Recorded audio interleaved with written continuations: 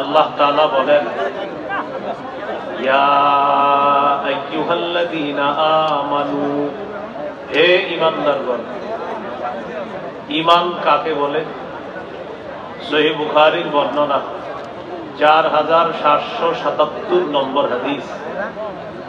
জিবরিল আমিন রাসূলুল্লাহ সাল্লাল্লাহু আলাইহি সাল্লামকে প্রশ্ন করেছেন, মাল ঈমানু ইয়া রাসূলুল্লাহ, ওগো আল্লাহর নবী, আপনার কাছে জানতে চাই ঈমান কি জিনিস।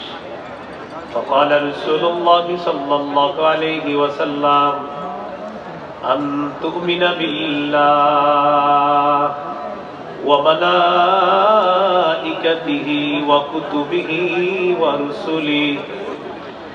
ঈমান হলো আল্লাহকে বিশ্বাস করা, ওয়া মালাইকাতিহি, ফেরেশতাদেরকে বিশ্বাস করা, ওয়া কুতুবিহি, আল্লাহর আসমানি কিতাবগুলা বিশ্বাস করা, ওয়া রুসুলিহি, আল্লাহর রাসূলদেরকে বিশ্বাস করা, ওয়া লিকাইহি, আল্লাহর সাথে সাক্ষাৎ হবে, এই সাক্ষাৎটা বিশ্বাস করা, ওয়া তুমিনা বিল বাসিল আখির, পুনরুত্থান হবে, আল্লাহ তাআলা আবার আমাদেরকে পুনরুত্থান করবেন, হিসাব নেবেন, এটাকে বিশ্বাস করা, এটার নাম হলো ঈমান। তো আল্লাহ তাআলা বলেন, ইয়া আইয়ুহাল্লাযীনা আমানু, হে ঈমানদারগণ, উদখুলু ফিস সিলমি কাফা, তোমরা পরিপূর্ণ রূপে ইসলামে প্রবেশ করো। ইসলামে পরিপূর্ণ রূপে প্রবেশ করার হুকুম করেছেন আল্লাহ। ইসলামে পরিপূর্ণ রূপে প্রবেশ করেছি কিনা এটা বোঝার জন্য 5টি আলামত আছে। কয়টি? 5টি আলামত। 1 নম্বর আত্মসমর্পণ, 2 নম্বর ইখলাস, 3 নম্বর বিশুদ্ধ আকীদা, 4 নম্বর উত্তম চরিত্র, 5 নম্বর লেনদেনে স্বচ্ছ থাকা। আমি আবার বলছি, সূরা বাকারার 208 নম্বর আয়াতে আল্লাহ তাআলা বলেন, হে ঈমানদারগণ, পরিপূর্ণ রূপে ইসলামে প্রবেশ করো। ইসলামে পরিপূর্ণ রূপে প্রবেশ করেছি কিনা, পরিপূর্ণ রূপে ইসলাম পালন করতে চাই কিনা, এটা বোঝার জন্য কয় আলামত? 5।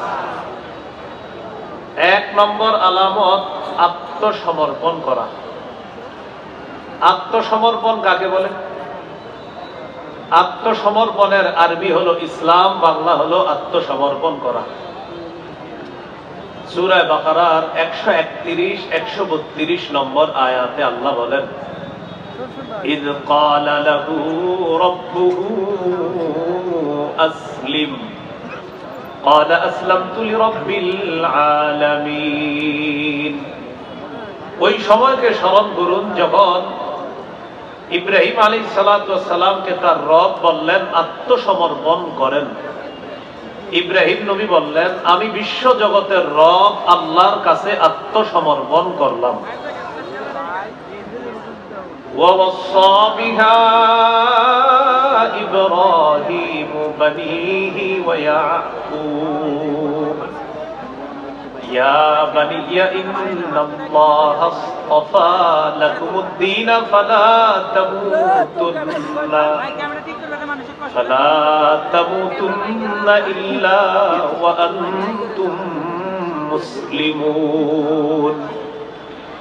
ইব্রাহিম নবী, ইয়াকুব নবী তার সন্তানদেরকে ওসিয়ত করেছেন, হে প্রিয় সন্তান, আল্লাহ তাআলা তোমাদের জন্য দ্বীন নির্বাচন করেছেন, তোমরা মুসলমান না হয়ে মরো না, মুসলমান না হয়ে মরবা না। আল্লাহ যে দ্বীন নির্বাচন করেছেন, এটা কোন দ্বীন?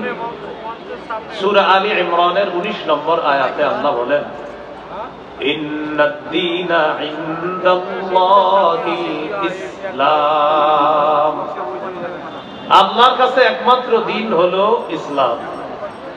ইসলাম ছাড়া কেউ যদি অন্য কোনো কিছুকে দ্বীন হিসাবে গ্রহণ করে, এটা গ্রহণযোগ্য হবে না।